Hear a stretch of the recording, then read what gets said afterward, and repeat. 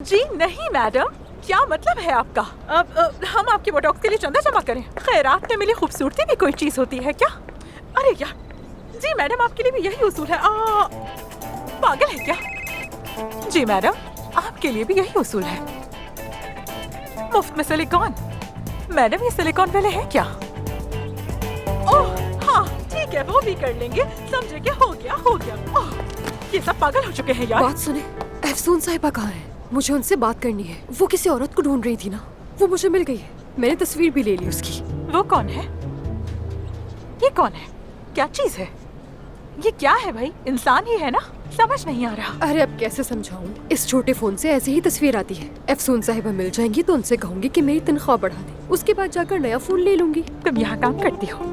ओहो, आपको तो दुनिया की कोई खबर ही नहीं है। हाँ, नॉर्मली तो महानूर सब जानती है। तो हो सकता है कि मसरूफियत में मैंने तुम पर गौर ही ना किया हो।